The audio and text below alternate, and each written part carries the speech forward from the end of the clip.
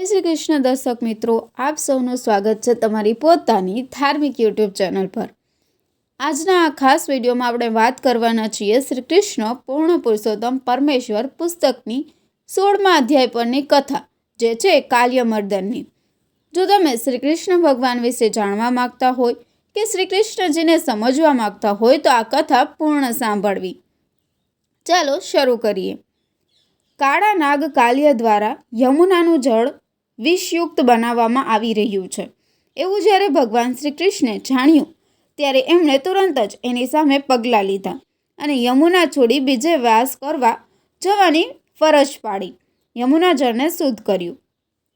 જ્યારે સુખદેવ ગોસ્વામી આ કથા કહી રહ્યા હતા ત્યારે મહારાજ પરીક્ષિત શ્રી કૃષ્ણની બાળ લીલાઓનું વર્ણન સારી રીતે વિસ્તારથી સાંભળવા આતુર બન્યા। શ્રી કૃષ્ણે કાલ્યમર્દનની કેવી રીતે કર્યું એ વિસ્તારથી જાણવા ઈચ્છા વ્યક્ત કરી। એ તો ઘણા વર્ષોથી યમુના જળમાં વાસ કરી રહ્યો હતો। હકીકતમાં મહારાજ પરીક્ષિત કૃષ્ણની અલૌકિક લીલાઓનું વર્ણન વધારે વિસ્તારપૂર્વક સાંભળવા અધીરા બની રહ્યા હતા અને તેમણે ખૂબ જ રસથી પોતાની જિજ્ઞાસા રજૂ કરી હતી। શ્રી સુખદેવ ગોસ્વામીએ આ પ્રમાણે કથા કહી। ચાલો કથા શરૂ કરીએ। યમુના નદીની વચ્ચે એક મોટો ધરો હતો।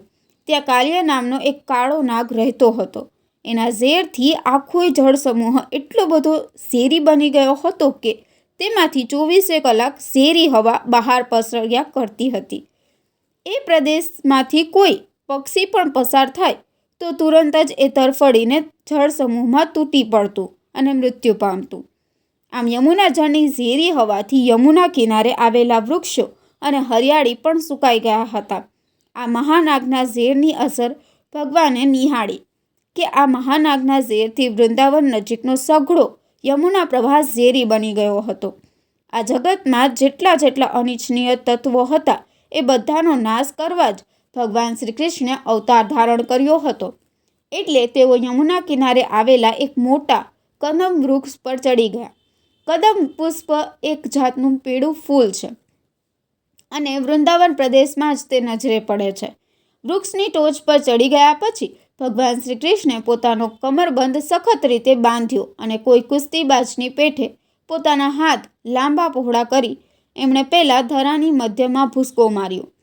જે વૃક્ષ ઉપરથી ભગવાન શ્રી કૃષ્ણે એ ઝેરી ધરામાં ભૂસકો માર્યો હતો એ એકલું જ વૃક્ષ લીલું રહેવા પામ્યું હતું। એ અંગે કેટલાકનું કહેવું એવું પણ છે કે કૃષ્ણના ચરણ કમળના સ્પર્શથી કદમ વૃક્ષ સજીવન થવા પામ્યું હતું। કેટલાક પુરાણોમાં એમ કહેવામાં આવ્યું છે કે ભગવાન વિષ્ણુના વાહન ગરુડને ખબર હતી કે ભગવાન શ્રી કૃષ્ણ ભવિષ્યમાં આ ઝાડ પર ચડી યમુના ઝેરી ધરમાં કૂદકો મારવાના છે। તેથી તેમણે આ વૃક્ષને જીવતો રાખવા અમૃત રસ લગાડ્યો હતો। જ્યારે કૃષ્ણ યમુના પ્રવાહમાં કૂદી પડ્યા ત્યારે પેલા ઝેરી ધરાનું જળ કિનારે ઉભરાઈ ગયું, જાણે કોઈ વજનદાર વસ્તુ જળ સમૂહમાં પડી ન હોય। ભગવાન કૃષ્ણ તમામ શક્તિનું મૂળ છે એટલે એમનું આવું શક્તિ પ્રદર્શન અસામાન્ય ન હતું। જ્યારે કૃષ્ણ એક ગંજાવર હસ્તીની પેઠે જળ સમૂહમાં તરી રહ્યા હતા ત્યારે એમણે મોટો અવાજ કર્યો જેથી કાલ્યનાગ એ સાંભળી શકે। આ અવાજ કાલ્યનાગથી સહન થયો નહીં। એના ગ્રહ પર કોઈએ આક્રમણ કર્યું છે એવો તેને તરત જ ખ્યાલ આવ્યો।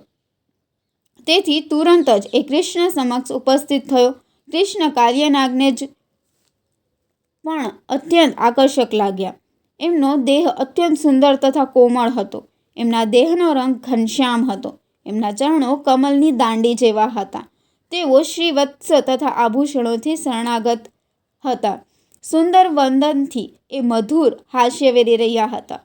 ખૂબ જ જોશપૂર્વક તેઓ યમુના જળમાં ક્રીડા કરી રહ્યા હતા। કૃષ્ણના આવા મનોહર આંગોપાંગ જોવા છતાં કાલ્યનાગના દિલમાં ભારે રોષ પેદા થયો। એટલે એણે પોતાની પૂંછડીથી કૃષ્ણના દેહને ભારે ભરડો લીધો। આમ કૃષ્ણને કાલ્યનાગના વિચિત્ર ભરડામાં ફસાયેલા જોઈ એમના મિત્ર ગોપબાળો તથા વૃંદાવનવાસીઓ ભયથી બિલકુલ સ્તબ્ધ બની ગયા। એમણે તો કૃષ્ણ પાછળ પોતાના જીવન, સંપત્તિ, વહાલ, પ્રવૃત્તિ સર્વસ્વ ન્યોછાવર કર્યું હતું। એટલે કૃષ્ણને વિષમ પરિસ્થિતિમાં ફસાયેલા જોઈ તેઓ ભયથી વિહ્વળ બની ગયા અને મૂર્છાવશ થઈ ધરતી પર ઢળી પડ્યા. વૃષભો, ગાયો અને વાછરડા પણ શોકાતુર બની ગયા. ભારે ચિંતાતુર નજરે સૌ શ્રી કૃષ્ણ પ્રતિ દ્રષ્ટિપાત કરી રહ્યા. ભયગ્રસ્ત થવાથી તેઓ કેવળ હુંકાર કરી રહ્યા હતા અને પોતાના વહાલા કૃષ્ણને સહાયરૂપ ન થઈ શકવાથી બહાવર બની યમુના કિનારે ઊભા હતા. યમુના કિનારે આ ઘટના બની રહી હતી ત્યારે ચોમોર અમંગળ ચિહ્નો નજરે પડ્યા. ધરા ધ્રુજી પડી. ગગનમંડળમાં તારકો ખરવા લાગ્યા. મનુષ્યના શરીરો અણધાર્યા કંપ અનુભવી રહ્યા. આ અમંગળ ચિહ્નો નિહાળી નંદ મહારાજ અને ગોપલકો ભયથી વિફળ બની ગયા. વળી મોટા ભાઈ બલરામને સાથે લીધા સિવાય કૃષ્ણ ગાયો ચરાવવા ગયા છે એવી વાત એમના કાને આવી. નંદ મહારાજ, શ્રી યશોદા માતાજી અને ગોપલકોને કાને આ વાત આવી ત્યારે તો તેમની ચિંતાનો પાર રહ્યો નહીં. કૃષ્ણ પ્રત્યેના અતિશય વહાલને લીધે ભગવાન શ્રી કૃષ્ણની અપ્રિતમ શક્તિઓનો એમને ખ્યાલ ન હતો, એટલે તેઓ સંતાપ અને ચિંતાથી અકળાઈ ગયા. કૃષ્ણ કરતાં આ વિશ્વમાં એમને કશું જ વધારે વહાલું ન હતું. પોતાની જીવન, સંપત્તિ, પ્રેમ અને ક્રિયાઓ સઘળું જ કૃષ્ણ પાછળ ન્યોછાવર કર્યું હતું. કૃષ્ણ પ્રત્યેની આવી અમર્યાદ માયાથી તેઓ દિલમાં વસતો અનુભવી રહ્યા હતા.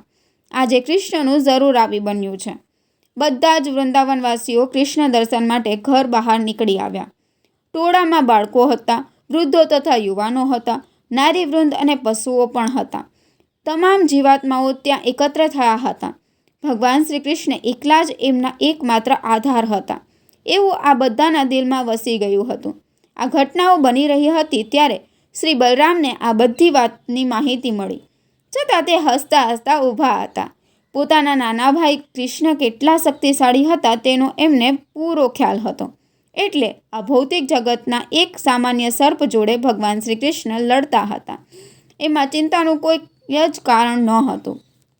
આથી આ બધાની અકળામણમાં તેઓ લેશ માત્ર ભાગીદાર બન્યા નહીં. બીજી બાજુ વૃંદાવનના બધા વાસીઓ ભારે અકળામણ અનુભવવાથી જમીન પર કૃષ્ણના પદચિહ્નો શોધતા શોધતા યમુના કિનારા તરફ જવા લાગ્યા. છેવટે ધ્વજ, ધનુષ્ય અને શંખના ચિહ્નોવાળા પગલાંને અનુસરતા વૃંદાવનવાસીઓ યમુના કિનારે આવી ઊભા અને જોયું કે કાલિયાનાગના ભરડામાં કૃષ્ણ ફસાયેલા છે અને બધા જ ગોપબાળો આક્રંદ કરી રહ્યા છે. આ જોતા તેઓ ઘણા દુઃખી થયા. એમની અકળામણ જોઈ બલરામ હસી રહ્યા હતા. વૃંદાવનના વાસીઓને કૃષ્ણ અંગે ઝાઝી માહિતી ન હતી, પણ એમના પ્રતિનો એમનો પ્રેમ અદ્વિતીય હતો. કૃષ્ણને કાલિયાનાગના ભરડામાં સપડાયેલા જોઈને તથા યમુના કિનારે બધા જ ગોપબાળો તથા ગાયોને આક્રંદ કરી રહેલા જોઈને એમને શ્રી કૃષ્ણનું વહાલ યાદ આવ્યું. એમનું હસતું બદન, એમના મીઠા બોલ અને એમના પ્રતિનો સઘળો વહાલભર્યો વર્તાવ યાદ આવી ગયા. આ બધું સંભાળીને ભગવાન કૃષ્ણ હવે કાલિયાનાગના ભરડામાં ફસાઈ ચૂક્યા છે એમ જોયું ત્યારે એમને સમગ્ર ત્રિલોક શૂન્યવત લાગવા લાગ્યું. કૃષ્ણ વિના એમને 10 દિશાઓ ખાલી ભાસવા લાગી. આ પરિસ્થિતિને જ કૃષ્ણ ભાવના કહેવામાં આવે છે. વૃંદાવનના લગભગ પ્રત્યેક વાસીને કૃષ્ણ માટે આવી ઉચ્ચતમ ભાવના હતી. યશોદા માતાજી યમુના કિનારે આવી પહોંચ્યા કે તુરંત જ તેઓ યમુના પ્રવાહમાં કૂદી પડવા તૈયાર થયા. એમને રોકવામાં આવ્યા કે તુરંત જ એ મૂર્છાવશ થઈ ગયા. અન્ય મિત્રો પણ એટલા જ વ્યાકુળ હતા. તેઓના અશ્રુનો વરસાદ વરસી રહ્યો હતો. પરંતુ યશોદા માતાજી ભાનમાં આવે તે માટે તેઓ જોર જોરથી કૃષ્ણ લીલાનું કીર્તન કરવા લાગ્યા. પરંતુ યશોદા માતાજી ભાનમાં આવ્યા નહીં. એમનું બધું જ ધ્યાન કૃષ્ણના વદન પર અટકાઈ રહ્યું હતું. જ્યારે એમનો આખો દેહ મૃતવત જમીન પર ઢળેલો હતો, નંદ અને અન્ય સર્વ જેમણે પોતાના જીવન સુદ્ધા અને સર્વસ્વ ભગવાન કૃષ્ણને ન્યોછાવર કર્યું હતું, તેઓ યમુના જળમાં કૂદી પડવા તૈયાર થઈ ગયા. પરંતુ શ્રી બલરામે બધાને રોક્યા. એ સારી રીતે જાણતા હતા કે કૃષ્ણને કોઈ જ વાતનો ભય નહોતો. 2 કલાક સુધી કૃષ્ણ એક સામાન્ય બાળક પેઠે કાલિયાનાગની ફેણોમાં ફસાયેલા પડી રહ્યા. પરંતુ જ્યારે તેમણે જોયું કે ગોકુલના સર્વવાસીઓ પોતાના માતા પિતા, ગોપબાળો, ગાયો વગેરે સર્વ મરણતોલ દશામાં આવી પડ્યા હતા અને મૃત્યુ સિવાય તેમનો બીજો કોઈ આરો ન હતો, ત્યારે કૃષ્ણે એકદમ પોતાને કાલિયાનાગના ભયંકર ભરડામાંથી છૂટા કરવા પોતાના દેહને વિસરવા માંડ્યું. જ્યારે કાલિયાનાગ એમને ભરડામાં સપડવી રાખ્યા હતા ત્યારે એને ભારે પરિશ્રમ કરવો પડ્યો. આ પરિશ્રમના પરિણામે એની પકડ ઢીલી પડતી ગઈ અને પૂર્ણ પુરુષોત્તમ ભગવાન કૃષ્ણે પોતાની પકડમાંથી છૂટા કર્યા વિના એનો છૂટકો થયો નહીં. પછી તો કાલિયાનાગ ઘણો જ રોષે ભરાયો અને એની વિશાળ ફણો ફૂલાવવા લાગ્યો. પોતાની નાસિકામાંથી એ ઝેરી ધુમાડાઓ ઓકી રહ્યો. એના નયનોમાંથી તણખા ઝરવા લાગ્યા. એના મુખમાંથી અગ્નિજ્વાળાઓ નીકળવા માંડી. આ વિશાળ નાગ કૃષ્ણ સામે મીટ માંડી. એની 2 ભાગવાળી જીભને ચાટતો થોડો સમય સ્થિર રહ્યો. એની આંખોમાં ઝેર વ્યાપ્યું. જેમ ગરુડ એક સર્પ પર તરાપ મારે એમ કૃષ્ણે એકદમ કાલિયાનાગ પર તરાપ મારી. આમ આક્રમણ થવાથી કાલિયાનાગ એમને દંશ દેવાની તક શોધી રહ્યો. પરંતુ કૃષ્ણ એની ચોમોર ફરવા લાગ્યા. કૃષ્ણ અને કાલિયાનાગ વર્તુળાકારે ફરી રહ્યા. પરિણામે ધીમે ધીમે કાલિયાનાગ થાક અનુભવવા લાગ્યો. ધીમે ધીમે એની શક્તિ ઓસરવા લાગી. કૃષ્ણે તુરંત જ નાગની ફણાઓ દાબી લીધી અને એમના પર કૂદકો મારી ચડી ગયા. નાગના માથાના લાલ મણીથી કૃષ્ણના ચરણો રક્તરંગી જણાયા. પછી કૃષ્ણે જે નટોના પણ નટવર દેખાય છે અને નૃત્ય કલામાં તો ખૂબ જ પાવરધા છે, તે કાલિયાનાગની ફણાઓ પર નૃત્ય કરવા લાગ્યા. આમ કાલિયાનાગની ફણાઓ બિલકુલ સ્થિર નહોતી, છતાં કૃષ્ણના નૃત્યને તેથી જરાય આંચ આવી નહીં. આ જોઈ આકાશમાંથી દેવતાઓએ પુષ્પવૃષ્ટિ કરી. દુંદુભી નાદ શરૂ થયા અને અનેક પ્રકારના વાદ્યો વિવિધ સૂરો લેરાવી રહ્યા હતા. આ રીતે સિદ્ધો, ગાંધર્વો અને દેવતાઓ ઘણા જ ખુશ થયા. કૃષ્ણ કાલિયાનાગની ફણાઓ ઉપર નૃત્ય કરી રહ્યા હતા. ત્યારે કાલિયાનાગે પોતાની બીજી ફણાઓથી એમનો ધક્કો મારી નીચે પાડવા પ્રયાસ કર્યા. કાલિયાનાગને 100 ફણાઓ હતી, પરંતુ ભગવાન કૃષ્ણે એ બધી પર કાબૂ મેળવી લીધો. એમણે પોતાના ચરણકમલથી કાલિયાનાગને લાત પ્રહાર કરવા માંડ્યો. કાલિયાનાગ એ પ્રહારો સહન કરી શક્યો નહીં. ધીમે ધીમે કાલિયાનાગ પોતાના પ્રાણ બચાવવાની વેતરણમાં પડ્યો. એણે વિવિધ પ્રકારનો કચરો ઓકવા માંડ્યો, અગ્નિ ઓકવા માંડ્યો. આમ શરીરમાંથી ઝેરી પદાર્થો બહાર ફેંકવાથી કાલિયાનાગ પાપી પરિસ્થિતિમાં મુકાઈ ગયો. ખૂબ જ રોષ લાવી એ પોતાના પ્રાણ બચાવવા મથી રહ્યો. ભગવાનની હત્યા કરવા તેણે એકાદ ફણા પણ ઊંચી કરી, પરંતુ ભગવાને તરત જ એના પર કૂદકો મારી કાબૂ મેળવી લીધો. એને લાત પ્રહારથી મહત કરીને તેના પર નૃત્ય કરવા માંડ્યું. પૂર્ણ પુરુષોત્તમ ભગવાન વિષ્ણુની જાણે પૂજા કરવામાં આવી રહી હોય એમ જણાયું. નાગના મુખમાંથી ઉભરાઈ આવતા ઝેરના રેલા જાણે પુષ્પોના અર્ધ્ય હોય એમ જણાયું. પછી તો કાલિયાનાગે ઝેરને બદલે લોહીની ઉલટીઓ કરવા માંડી. એ તદ્દન થાકી ગયો. ભગવાનના લાત પ્રહારથી જાણે એનો આખો દેહ ભાંગી પડ્યો. હવે મોડે મોડે એને દિલમાં ખ્યાલ આવ્યો કે કૃષ્ણ પૂર્ણ પુરુષોત્તમ પરમેશ્વર સ્વયં છે, એટલે તે એમને શરણે થવા માંડ્યો. ભગવાન કૃષ્ણ પૂર્ણ પુરુષોત્તમ પરમેશ્વર સર્વ વસ્તુના સ્વામી છે એવી એને પ્રતીતિ થઈ. સમગ્ર બ્રહ્માંડ એના ઉદરમાં વસેલું છે એવા ભગવાનની લાતોથી પોતાનો પતિ મહાત થઈ રહ્યો છે એવી નાગપત્નીઓએ નિહાળ્યું. એમણે ભગવાન શ્રી કૃષ્ણની પ્રાર્થના કરવાની તૈયારી કરી. ઉતાવળમાં એમના વસ્ત્રો, કેસ, કલાપ, આભૂષણો વગેરે વેરવિખેર થઈ ગયા. ભગવાનને શરણે જઈ તેઓ પ્રાર્થના કરવા લાગી. ભગવાન સમક્ષ ઉપસ્થિત થઈ તેઓએ પોતાના સંતાનો આગળ ધર્યા અને આતુરતાથી ભાવભર્યા વંદન કરી યમુના કિનારે નતમસ્તક પડી રહ્યા. નાગપત્નીઓ જાણતી હતી કે શરણે આવનાર પ્રત્યેક આત્મા ભગવાન શ્રી કૃષ્ણ આશ્રય સ્થાન છે, એટલે ભગવાનની પ્રાર્થના કરી તેઓ પોતાના પતિને મુક્ત કરાવવા ઈચ્છી રહી. નાગપત્નીઓ ભગવાન કૃષ્ણને પ્રાર્થના કરવા લાગી.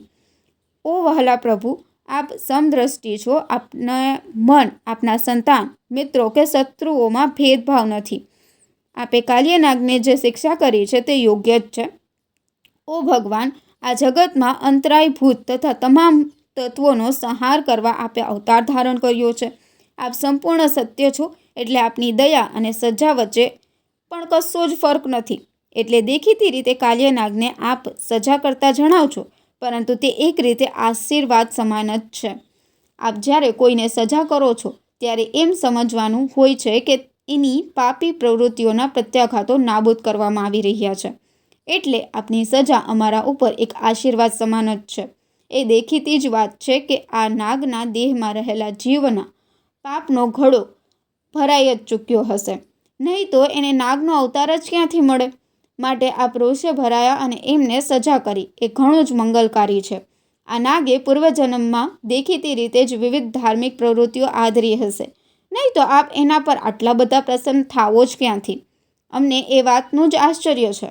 દરેક પ્રકારની તપસ્યા કરવાથી બધા જ એમના પર પ્રસન્ન થયા હશે. એટલું જ નહીં, પણ એમણે જીવસૃષ્ટિ માટે ઘણા કલ્યાણકારી કર્મો પણ કર્યા હશે. પૂર્વજન્મમાં ભક્તિમય સેવા જેવી પવિત્ર પ્રવૃત્તિઓ કર્યા સિવાય કોઈ વ્યક્તિ ભગવાન કૃષ્ણના સંપર્કમાં આવી શકે જ નહીં. એ વાતનું નાગપત્નીઓ સમર્થન કરે છે. ભગવાન ચૈતન્ય એમના શિક્ષાત્મક સલાહ આપી છે કે પોતાની જાત માટે સન્માનની કોઈ પણ પ્રકારની ભાવના રાખ્યા સિવાય અન્ય પ્રતિ તમામ પ્રકારની સન્માન ભાવના દાખવવી, પોતાની જાતને શેરીના એક તૃણરૂપ લેખી વિનમ્ર ભાવે હરે કૃષ્ણ મંત્રનો જપ કરી મનુષ્ય ભક્તિ સેવા કરવી જોઈએ. પૂર્વજન્મની કોઈ મહાપાપી પ્રવૃત્તિઓના પરિણામે કાલિયનાગને નાગનો દેહ પ્રાપ્ત થયો હતો. છતાં સાથે સાથે એ ભગવાન સાથે એટલા બધા ગાઢ સંપર્કમાં આવી રહ્યો હતો કે ભગવાનના ચરણકમલ એની ફણાઓને સ્પર્શ કરી રહ્યા હતા. એ જોઈ નાગપત્નીઓને આશ્ચર્ય થયું. કેવળ પવિત્ર પ્રવૃત્તિઓનું આ સામાન્ય પરિણામ ખરેખર નહોતું જ.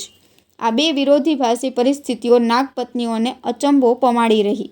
એટલે તેમણે પોતાની પત્ની પ્રાર્થના આમ ચાલુ રાખી: ઓ અમારા પ્રભુ કાલિયનાગ, આપની પદરાજ પોતાના મસ્તક પર ચડાવવા ભાગ્યશાળી થયા છે, તે જોઈ અમને આશ્ચર્ય થાય છે.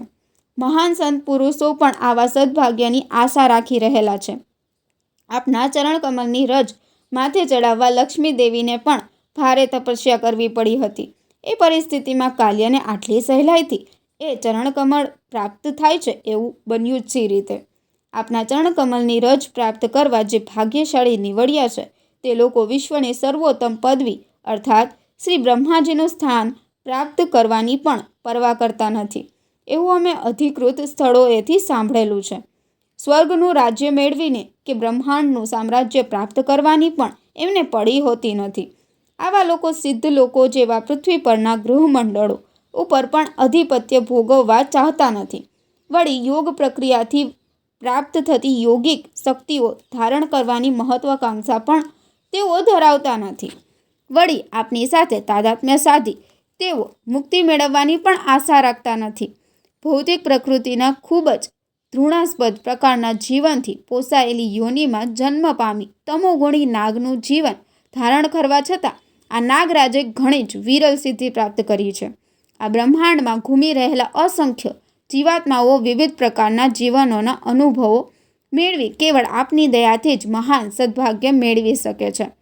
શ્રી ચૈતન્ય ચરિત્રામૃતમાં પણ એનું સમર્થન કરવામાં આવ્યું છે કે અસંખ્ય જીવો વિવિધ પ્રકારનું જીવન જીવતા આ બ્રહ્માંડમાં ઘૂમી રહ્યા હોય છે, પરંતુ ભગવાન કૃષ્ણ અને આધ્યાત્મિક ગુરુની કૃપાથી જ એમને ભક્તિ સેવાનું બીજ પ્રાપ્ત થાય છે અને તેમનો મુક્તિ માર્ગ સરળ બને છે. તેથી અમે આપને ભાવપૂર્વક પ્રણામ કરીએ છીએ. નાગપત્નીઓએ પોતાની પ્રાર્થના ચાલુ રાખી: અમારા વહાલા પ્રભુ, આપ જ સર્વોત્તમ પુરુષ છો. આપ જીવ માત્રના પરમાત્મા છો. ભૌતિક સૃષ્ટિથી આપ અલૌકિક રીતે પર છો, છતાં દરેક વસ્તુ આપનામાં વિરામ પામે છે. આપ જ અપરાજિત અનંતકાળનું મૂર્તિમંત રૂપ છો. સમગ્ર સમય શક્તિ આપનામાં જ વાસ કરે છે. માટે જ આપ દ્રષ્ટા માનવ છો. ભૂતકાળ, ભવિષ્યકાળ, વર્તમાનકાળ, મહિનો, દિવસ, ઘડી, ક્ષણ તમામ સમયના સરવાળાના પ્રતીક છો. અર્થાત હે ભગવાન, પ્રત્યેક ક્ષણે, પ્રત્યેક ઘડીએ, પ્રત્યેક દિવસે, પ્રત્યેક વર્ષે, ભૂત, ભવિષ્ય અને વર્તમાનમાં બનતી પ્રત્યેક ક્રિયા આપ નિહાળી શકો છો. આપ સ્વયં વિશ્વરૂપ છો, છતાં આપ આ વિશ્વથી જુદા છો. તેથી અમે આપને આદરભાવથી પ્રણામ કરીએ છીએ. આપ સ્વયં સકલ બ્રહ્માંડ છો, છતાં આપ સકલ બ્રહ્માંડના સર્જનહાર, રક્ષણહાર અને પાલનહાર પણ છો. આપ જ તેનું આદિ કારણ છો. આપ આપના 3 ગુણાવતાર બ્રહ્મા, વિષ્ણુ અને મહેશ્વર સ્વરૂપે બ્રહ્માંડમાં હાજરા હજુર છો, છતાં આપ ભૌતિક સર્જનથી અલૌકિક રીતે પર છો. વિવિધ પ્રકારના જીવનો પ્રાગટ્યના, એમની ઇન્દ્રિયો, એમના જીવન, એમના હૃદય, એમની બુદ્ધિના આપ કારણભૂત છો, છતાં આપનો આપની આંતરિક શક્તિ દ્વારા જ સાક્ષાત્કાર કરવાનો રહે છે. આપ અનંત છો, સૂક્ષ્માતિ સૂક્ષ્મ છો, સર્વ સર્જનના મધ્યબિંદુ છો અને સર્વ વાતોના જાણકાર છો. તેથી અમે આપને ખૂબ જ ભાવપૂર્વક પ્રણામ કરીએ છીએ. વિવિધ પ્રકારના તત્વજ્ઞાનીય તર્ક વિતર્ક કરનારાઓ આપને પામવા મથી રહ્યા છે. તમામ તત્વજ્ઞાનીય પ્રવૃત્તિઓના આપ અંતિમ આદર્શ છો. બધા જ તત્વજ્ઞાનીઓ દ્વારા વિવિધ પ્રકારના સિદ્ધાંતોની આપનું જ હકીકતમાં વર્ણન કરવામાં આવી રહ્યું છે. માટે આપને અમારા આદરપૂર્વક વંદન હો. સર્વશાસ્ત્રોનું આપ ઉદ્ગમ સ્થાન છો. સર્વ જ્ઞાનના આપ મૂળ છો. સર્વ પુરાવાના આપ સચોટ પુરાવા છો. આપ જ એક સર્વોત્તમ પુરુષ છો કે જે અમને સર્વોત્તમ જ્ઞાન બક્ષી શકે એમ છે. આપ તમામ પ્રકારની કામનાઓના કારણભૂત છો. સર્વ પ્રકારની તૃપ્તિઓના પણ આપ જ કારણભૂત છો. આપ સાક્ષાત વેદ સ્વરૂપ છો. તેથી અમે આપને પ્રેમપૂર્વક પ્રણામ કરીએ છીએ. અમારા વહાલા પ્રભુ, આપ પૂર્ણ પુરુષોત્તમ પરમેશ્વર ભગવાન શ્રી કૃષ્ણ છો. આપ જ સંપૂર્ણ ભોગતા છો અને હવે આપે શ્રી વસુદેવના પુત્ર તરીકે અવતાર ધારણ કર્યો છે. આ વસુદેવ સ્વરૂપ શુદ્ધ સત્વગુણ રૂપ છે. મન અને બુદ્ધિના અધિષ્ઠાતા દેવતા આપ પ્રદ્યુમન છો. આપ અનિરુદ્ધ છો. આપ સર્વ વૈષ્ણવોના સ્વામી છો.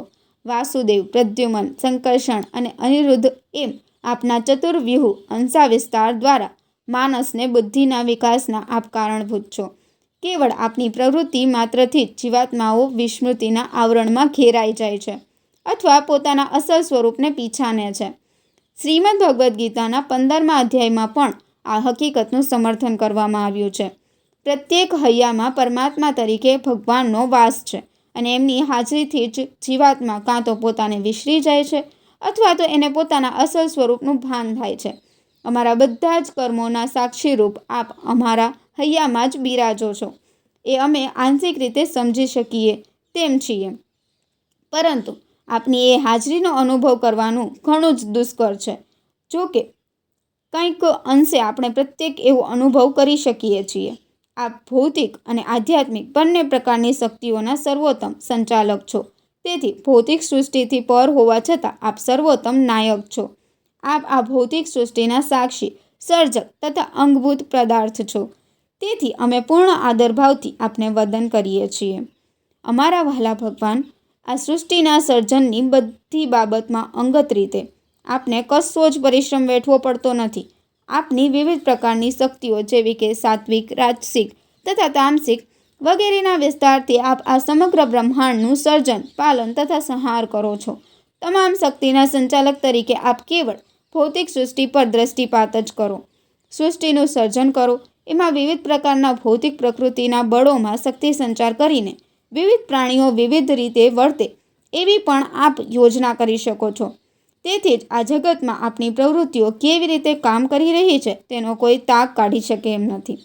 સર્જન, પાલન તથા સંહારના હેતુથી ત્રણેય વિવિધ મુખ્ય સ્વરૂપે બ્રહ્માજી, ભગવાન વિષ્ણુ અને ભગવાન શિવ તરીકે આપે વિસ્તાર કર્યો છે. છતાં આપણો વિષ્ણુ અવતાર જ જીવાત્માઓના અંતિમ કલ્યાણથી થાય છે. માટે જે લોકો સત્ય તથા શાંતિપ્રિય છે અને સર્વોત્તમ શાંતિ માટે જે બંધનો રાખે છે, તેમને માટે આપનું શાંતિપ્રિય સ્વરૂપ શ્રી વિષ્ણુ ભગવાન જ પૂજ્ય છે. હે ભગવાન, અમે આપની પ્રાર્થના કરીએ છીએ. આ બિચારા નાગનો પ્રાણ જવા બેઠો છે એ આપના ખ્યાલમાં આવી શકે એમ છે. અમો નારીજન માટે તો અમારા પ્રત્યે જ અમારું સર્વસ્વ છે, તે આપ સમજી શકો એમ છો. માટે જ અમે આપને વિનંતી કરીએ છીએ કે આપ કૃપા કરી અમારા પતિ કાલ્યનાગને ક્ષમા કરો. કેમ કે આ નાગરાજનું અવસાન થશે તો અમે ઘણી જ મુશ્કેલીઓમાં મુકાઈ જઈશું. તેથી કેવળ અમારા પર કૃપા દ્રષ્ટિ કરી આપના આ મહા અપરાધીને ક્ષમા કરો. અમારા વહાલા ભગવાન, પ્રત્યેક જીવાત્મા આપનું સંતાન છે અને આપ જ સર્વનું પાલન કરો છો. આ નાગ પણ આપનું જ સંતાન છે. નિઃશંક આપની શક્તિનો ખ્યાલ કર્યા વિના એણે આપનો અપરાધ કર્યો છે. તેથી આટલી વખતે એમને ક્ષમા કરો એવી અમારી વિનંતી છે. અમારા વહાલા ભગવાન, અમે આપને ભક્તિપૂર્ણ સેવા અર્પણ કરીએ છીએ, કારણ કે અમે સર્વ આપના સનાતન સેવકો છીએ. આપની ઈચ્છામાં આવે એ કામ કરવા આપ આજ્ઞા કરી શકો છો. આપનો આદેશ ઉઠાવવા જે તૈયાર થાય છે તે દરેક પ્રકારની હતાશામાંથી છુટકારો મેળવી શકે છે. નાગપત્નીઓ આ પ્રમાણે વિનંતી કરી રહી એટલે ભગવાન કૃષ્ણે કાલ્યનાગને શિક્ષામાંથી મુક્ત કર્યો. ભગવાનના પ્રહારથી કાલ્યનાગ મરણતોલ અને બેભાન બની ગયો હતો. હવે ભાન આવતા અને બંધનમાંથી મુક્ત થતાં એમનામાં ચેતન આવ્યું, એની ઇન્દ્રિયો કામ કરવા લાગી. એણે બંને હાથ જોડ્યા. પૂર્ણ પુરુષોત્તમ ભગવાન કૃષ્ણ એ પ્રાર્થના કરવા લાગ્યો, હે મારા નાથ, મને એવી યોનિમાં જન્મ મળ્યો છે કે સ્વભાવથી જ હું ક્રોધ તથા ઈર્ષાનો ગુલામ છું. અજ્ઞાનમાં સૌથી ગાઢ અંધારા ખુલે હું અટવાઈ રહ્યો. આપ તો સારી રીતે સમજો છો કે આ જન્મજાત સ્વભાવના પરિણામે જન્મ જન્માંતરના ફેરા ફરવા પડે છે. ભગવદ્ ગીતામાં પણ સમર્થન કરવામાં આવ્યું છે કે ભૌતિક પ્રકૃતિની પકડમાંથી છૂટવું ઘણું જ મુશ્કેલ છે, પરંતુ પૂર્ણ પુરુષોત્તમ ભગવાન શ્રી કૃષ્ણને શરણે જે કોઈ જાય છે તેને ભૌતિક પ્રકૃતિના ગુણો અસર કરી શકતા નથી.